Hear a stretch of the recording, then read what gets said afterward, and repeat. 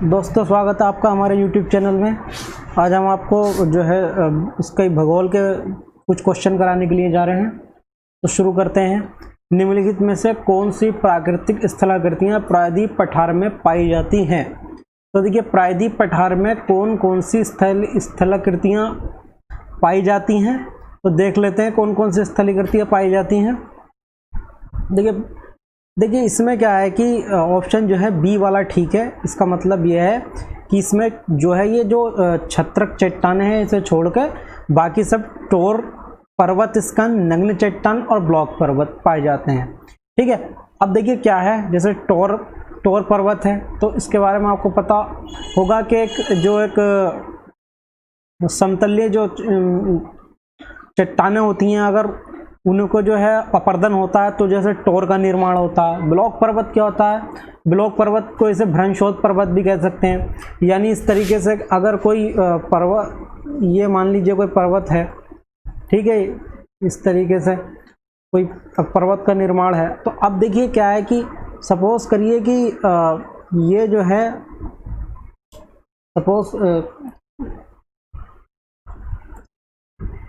ये जो है हमारे पास, ठीक है, इस तरीके से। तो अब मान लीजिए कि ये जो है इसमें पर्वत का निर्माण होता है।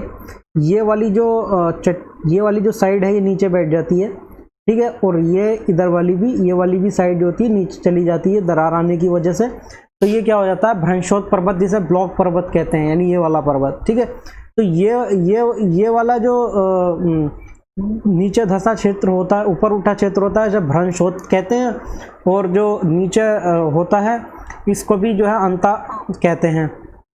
अब क्या है कि देखिए इसमें यहाँ पर ज़्यादातर क्या होता है कि नदियों का निर्माण हो जाता है। ठीक है, तो ये ब्लॉक पर्वत भी क्या होता है, ये स्थलीयकृतियाँ प्रायद्वीप पठार में पाई जाती हैं। ठीक है, और देखिए पर्वत स्कंद भी और नग्न चट्टान भी। तो देखिए ऑप्शन ये वाला ठीक हो जाएगा। ठीक है, तो अगले क्वेश्चन की तरफ चलते हैं। Question number 51। प्रायद्वीपीय पठार के अनेक हिस्से भू उत्थान व निमज्जन, भ्रंश तथा विभ्रंश निर्माण प्रक्रिया के अनेक पुनरावृत्तिक दौर से गुजरे हैं, इसका प्रमाण है। तो देखिए इसका प्रमाण क्या है। देखिए, एक तो रिफ्ट घाटियां, ठीक है, और दूसरा ब्लॉक पर्वत। ठीक है, अब देखिए इसकी व्याख्या से आप समझ लीजिए कि ऑप्शन सी वाला ठीक हो गया। और देखिए, भारत का प्रायद्वीपीय भाग इंडो ऑस्ट्रेलियन प्लेट का हिस्सा होने के कारण ऊर्ध्वाधर हलचलों व भ्रंश खंडों से प्रभावित है।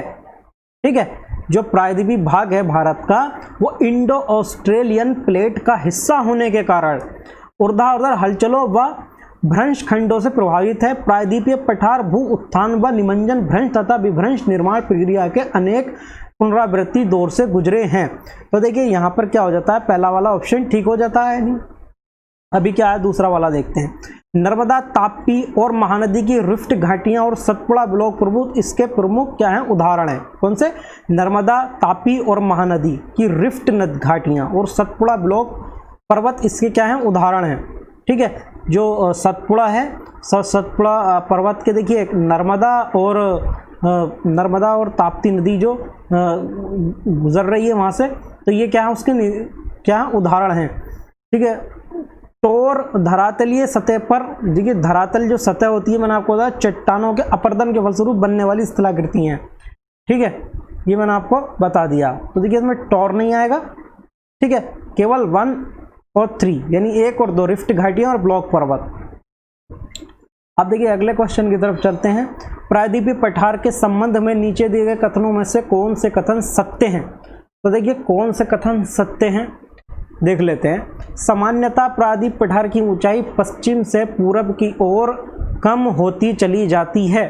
तो देखिए प्रायद्वीपीय पठार के बारे में कह रहे हैं कि पश्चिम से पूरब की ओर क्या होती है, कम होती चली जाती है। तो देखिए, और दूसरा वाला ऑप्शन है प्रायद्वीपीय पठार के पश्चिमी और उत्तर पश्चिम भाग में मुख्य रूप से काली मिट्टी पाई जाती है। तो देखिए ये 1 और 2 दोनों ही ठीक है। ऑप्शन सी वाला ठीक है, 1 और 2 दोनों। यानी देखिए सामान्यतः प्रायद्वीपीय पठार की ऊंचाई पश्चिम से पूरब की ओर कम होती चली जाती है, ये बिल्कुल ठीक है। और काली मिट्टी पाई जाती है, इसकी व्याख्या में देख लेते हैं। सामान्य तौर पर प्रायद्वीपीय पठार की ऊंचाई पश्चिम से पूरब की ओर कम होती चली जाती है, जिसका प्रमाण यहाँ की नदियों के बहाव की दिशा से मिलता है। मतलब ज़्यादातर जो नदियाँ हैं इधर जो गिर रही हैं, ठीक है, इससे क्या प्रमाण मिलता है, क्योंकि ये हिस्सा ऊंचा होगा पश्चिम का और ये वाला हिस्सा क्या होगा, थोड़ा नीचा होगा। इस पठार के पश्चिम और उत्तर पश्चिम भाग में मुख्य रूप से काली मृदा पाई जाती है। ठीक है, तो अगले क्वेश्चन की तरफ चलते हैं। क्वेश्चन नंबर 53, प्रायद्वीपीय पठार से संबंधित दक्कन ट्रेप है। तो देखिए दक्कन ट्रेप क्या है, नग्न चट्टान वाली स्थलाकृति, काली मृदा से युक्त पठारी क्षेत्र, पश्चिमी घाट के पूर्वी ढलानों में पाई जाने वाली मृदा, यहाँ पाई जाने वाली चौड़ी तथा छिछली घाटियाँ।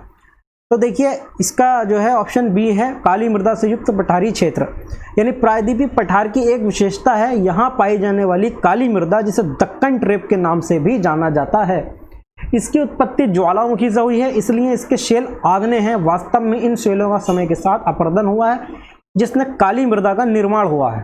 ठीक है, अगले क्वेश्चन की तरफ चलते हैं। क्वेश्चन नंबर 54, पश्चिमी घाट को स्थानीय तौर पर अनेक नाम दिए गए हैं। पश्चिमी घाट के स्थानीय नाम के संदर्भ में कौन से सुमेलित हैं?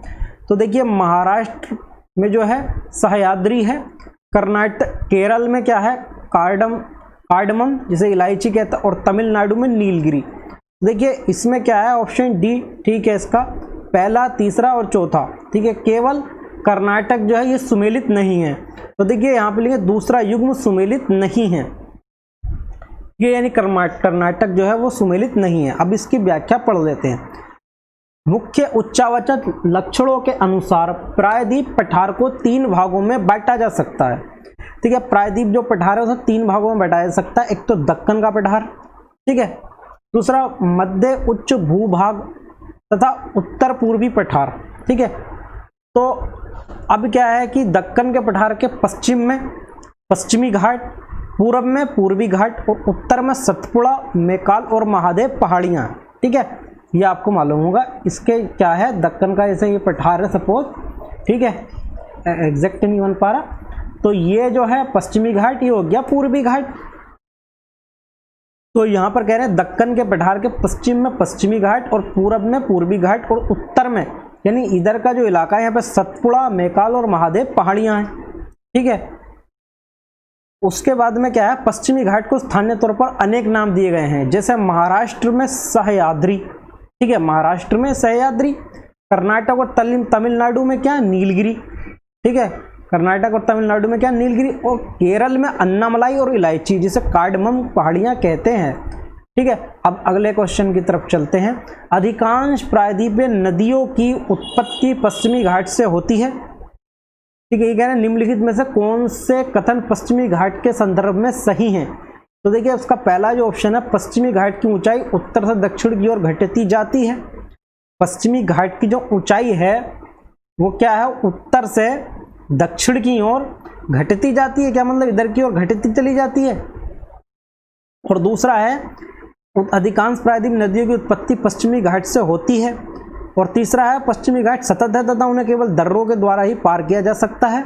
देखिए पश्चिमी घाट की ऊंचाई उत्तर से दक्षिण की ओर घटती जाती है, नहीं घटती नहीं है बल्कि क्या होती है, बढ़ती है। ठीक है, और दूसरा यह है कि पश्चिमी घाट सतत है तथा उन्हें केवल दर्रों के द्वारा ही पार किया जा सकता है। हाँ ये भी ठीक है, क्योंकि पश्चिमी घाट में ही दर्रे देखने को मिलते हैं। तो पहला और तीसरा ऑप्शन जो है इसका, सॉरी इसका जो है दूसरा और तीसरा जो है सही है, कथन केवल एक गलत है। ठीक है, ये वाला ठीक है। अभी जो है इसके बारे में पढ़ लेते हैं। पश्चिमी घाट की ऊंचाई उत्तर से दक्षिण की ओर बढ़ती चली जाती है, ना कि घटती जाती है। देखिए मैंने बताया था कि बढ़ती चली जाती है, लेकिन यहाँ पे क्या है, यहाँ पे उल्टा दे रखा है ना, घटती चली जाती है। ठीक है, तो उस हिसाब से गलत था, क्योंकि मैंने कहा था इधर जाके बढ़ती चली जाती है, मतलब उत्तर से दक्षिण की ओर बढ़ती है ना कि घटती है, जबकि इसमें लिखा हुआ घटती है। ठीक है, अभी क्या है इसमें जो दूसरा ऑप्शन है, अधिकांश प्रायद्वीप नदियों की उत्पत्ति पश्चिमी घाट से होती है, तो पश्चिमी घाट से होती है। पश्चिमी घाट की ऊंचाई उत्तर से दक्षिण की ओर बढ़ती चली जाती है, ना कि घटती जाती है। ठीक है, ज़्यादातर प्रायद्वीप नदियों की उत्पत्ति पश्चिमी घाट से होती है, जैसे कृष्णा, कावेरी, गोदावरी, भीमा, तुंगभद्रा आदि। ठीक है, तो दूसरा ऑप्शन ठीक है। और फिर ये देखिए पश्चिमी घाट पश्चिमी तट के समानांतर स्थित है तथा ये सतत है और इसे केवल दर्रों के द्वारा ही पार किया जा सकता है। ठीक है, अगले क्वेश्चन की तरफ चलते हैं। 56 निम्नलिखित में से कौन से सुमेलित नहीं है। ठीक है, देखिए कौन सा सुमेलित नहीं है, इसकी देखिए व्याख्या पढ़ लेते हैं। ऑप्शन दे रखा है इसमें बी, तो बी वाला ऑप्शन क्या है कि इसमें 2 और 3। ठीक है, तो 2 और 3 क्या है, सुमेलित नहीं है, ये 2 और 3 सुमेलित नहीं है। ठीक है, पाल घाट और भोर घाट, ठीक है, ये सुमेलित नहीं है। ठीक है, अब देखिए क्या है, थाल घाट। थाल घाट क्या है, ये थाल घाट पश्चिमी घाट का एक प्रमुख दर्रा है।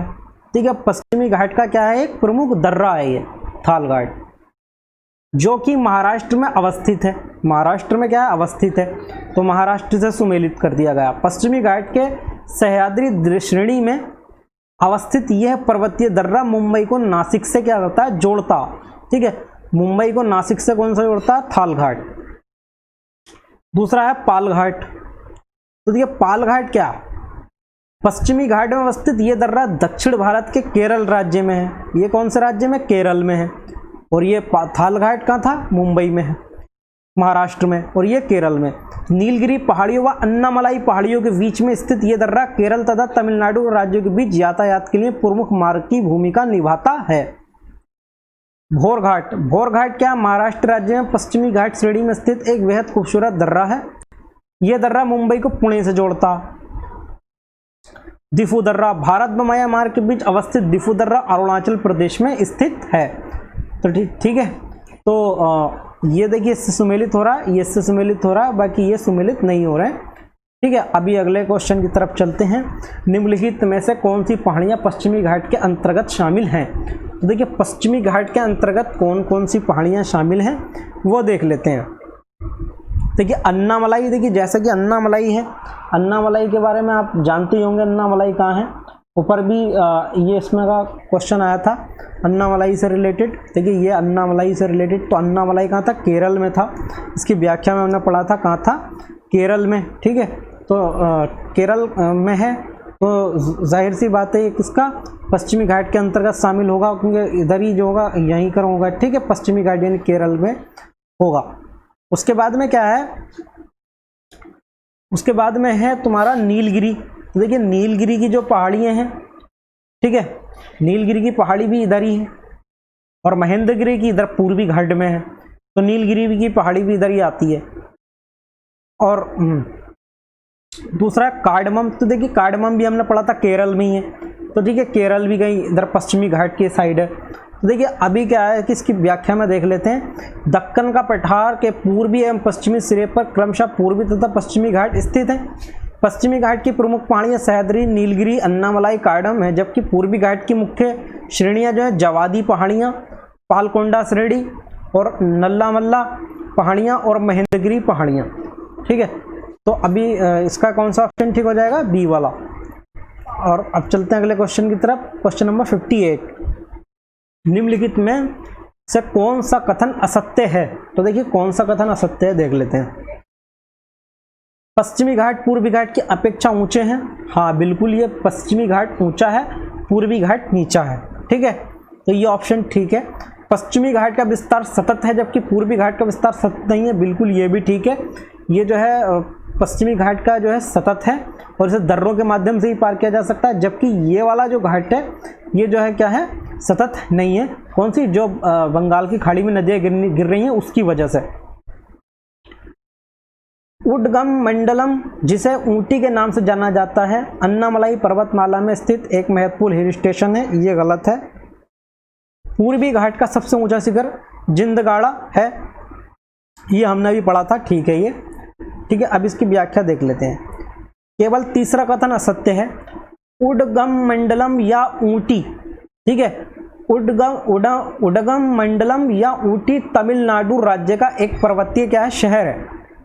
तमिलनाडु का पर्वतीय शहर है जो नीलगिरी पहाड़ियां पर अवस्थित है। ठीक है, नीलगिरी पहाड़ियों पर अवस्थित है। पश्चिमी घाट पूर्वी घाट की अपेक्षा ऊंचे हैं। पूर्वी घाट की 600 मीटर की औसत ऊंचाई की तुलना में पश्चिमी घाट की 900 मीटर से 1600 मीटर तक की क्या है ऊंचाई है। पश्चिमी घाट का विस्तार सतत है जबकि पूर्वी घाट का विस्तार सतत नहीं है। ये अनियमित है एवं बंगाल की खाड़ी में गिरने वाली नदियों ने इनको काट दिया है। पश्चिमी घाट में पर्वतीय वर्षा होती है। ये वर्षा घाट के पश्चिमी ढाल पर आर्द्र हवा से टकराकर ऊपर उठने के कारण होती है। क्या होता है? देखिए, पश्चिमी घाट में पर्वतीय वर्षा होती है, ठीक है। और ये वर्षा क्यों होती है? ये वर्षा घाट के पश्चिमी ढाल पर, जो घाट का पश्चिमी ढाल है, आर्द्र हवा से टकराकर ऊपर उठने के कारण होती है।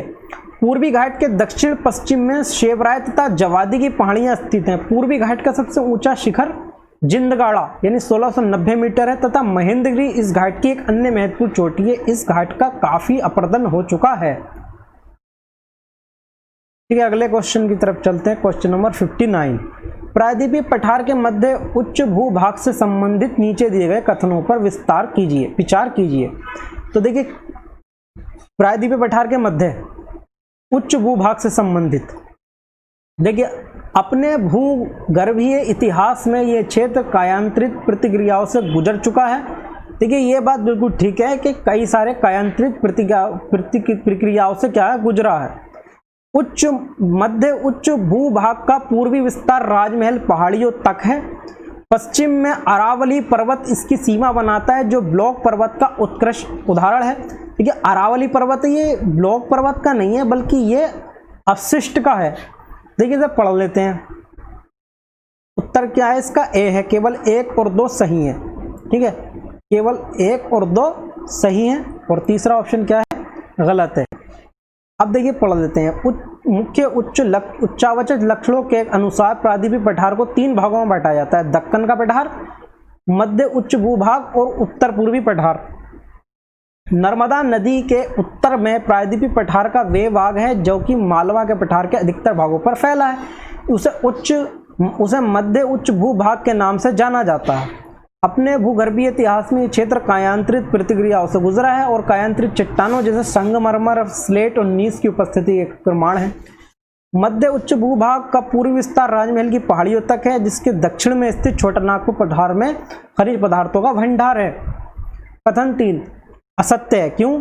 पश्चिम में अरावली पर्वत मध्य उच्च भूभाग की सीमा बनाता है। ये अवशिष्ट पर्वत का उत्कृष्ट उदाहरण है जो कि काफी हद तक अपरदित है और इसकी श्रृंखला टूटी हुई है। प्रायद्वीपीय पठार के इस भाग का विस्तार जैसलमेर तक है, जहां ये अनुदैर्घ्य रेत के टिब्बों और चापाकार यानी बरखान रेतीले डिब्बों से ढका है।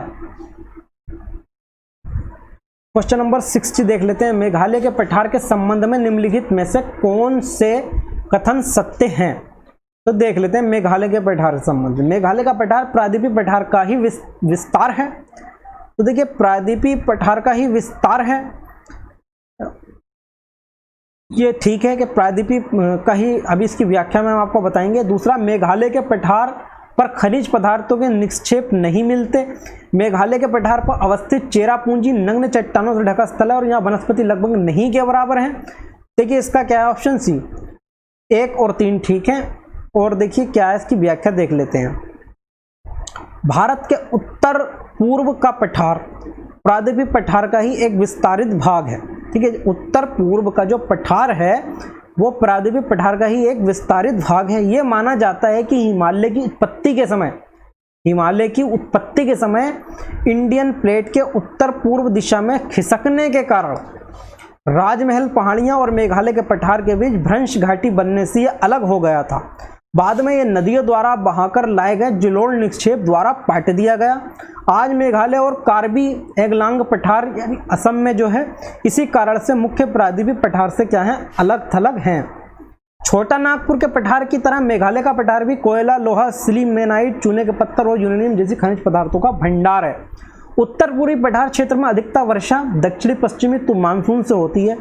ठीक है, उत्तर पूर्वी पठारी क्षेत्र में अधिकतर वर्षा दक्षिण पश्चिमी मानसून से होती है। परिणाम स्वरूप मेघालय का पठार एक अति अपरदित भूतल है। चेरापूंजी नग्न चट्टानों से ढका स्थल है और यहाँ वनस्पति लगभग नहीं के बराबर है। नोकरेक मेघालय पठार की सर्वोच्च चोटी है। क्वेश्चन नंबर 68 देख लेते हैं। मेघालय के पठार को 3 भागों में बांटा गया है। ठीक है, कौन से? गारो, खासी और जयंतिया पहाड़ियां। इस विभाजन का आधार क्या है? देखिए, ये जो बांटा गया है ये जनजातियों के आधार पर बांटा गया है। ठीक है, मेघालय के पठार पर निवास करने वाली जनजातियों के नाम के आधार पर इस पठार को 3 भागों में बांटा गया है। गारो पहाड़ियां, खासी पहाड़ियाँ और जयंतिया पहाड़ियाँ। ठीक है, अगला क्वेश्चन देखते हैं। क्वेश्चन नंबर 62, पूर्वी घाट का विस्तार है महानदी घाटी से दक्षिण में नीलगिरी तक।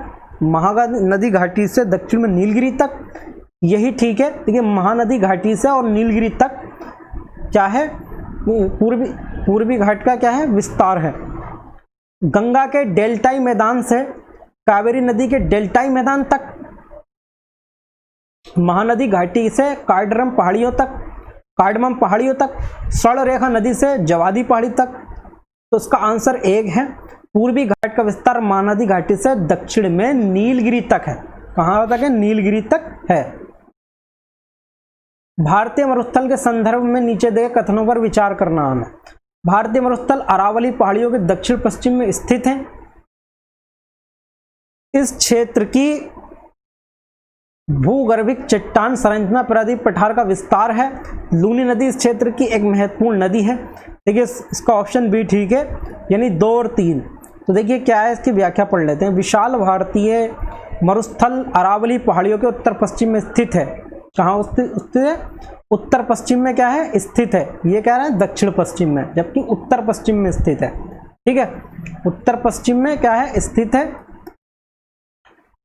ये कह रहा है विशाल भारतीय मरुस्थल अरावली पहाड़ियों के उत्तर पश्चिम में स्थित है। यहाँ पर वार्षिक वर्षा 150 मिलीमीटर से कम होती है, जिसके परिणाम स्वरूप ये एक शुष्क और वनस्पतिहीन क्षेत्र है। यद्यपि इस क्षेत्र की भूगर्भिक चट्टान संरचना प्रायद्वीप पठार का विस्तार है, तथापि अत्यंत शुष्क दशाओं के कारण इसकी धरातलीय आकृतियां भौतिक अवक्षय और पवन क्रियाओं द्वारा निर्मित हैं। मरुस्थल के दक्षिणी भाग में बहने वाली लूनी नदी यहाँ की एक महत्वपूर्ण नदी है, जो कि अरावली पहाड़ियों से निकलती है। क्वेश्चन नंबर 64, निम्नलिखित में से कौन सी स्थलाकृतियां भारतीय मरुस्थलीय क्षेत्र में पाई जाती हैं। तो देखिए कौन सी मरुस्थलीय स्थलाकृतियां हैं। देखिए इसमें क्या ऑप्शन है, ठीक है, 1 2 3, 1 2 3। ठीक है, स्थानांतरित रेतीले टीले, छत्रक चट्टानें और मरु उद्यान। पढ़ लेते हैं इसके बारे में। भारतीय मरुस्थलीय क्षेत्र में अत्यंत शुष्क दशाओं के कारण इसकी धरातलीय आकृतियां भौतिक अवक्षय और पवन क्रिया द्वारा निर्मित हैं। यहाँ की प्रमुख स्थलाकृतियां हैं स्थानांतरित रेतीले टीले, छत्रक चट्टानें और मरु उद्यान। ढाल के आधार पर मरुस्थल को 2 भागों में बांटा जा सकता है, सिंधु की ओर ढाल वाला उत्तरी भाग और कच्छ के रण की ओर ढाल वाला दक्षिणी भाग। ठीक है, तो दोस्तों अगर आपको हमारा वीडियो अच्छा लगा तो प्लीज़ लाइक करिए और सब्सक्राइब करिए। ठीक है, अगले वीडियो के लिए नोटिफिकेशन का बटन दबाइए, और अभी तक अगर आपने हमारा चैनल सब्सक्राइब नहीं किया तो प्लीज़ हमारा चैनल सब्सक्राइब करिए। आपका बहुत बहुत धन्यवाद।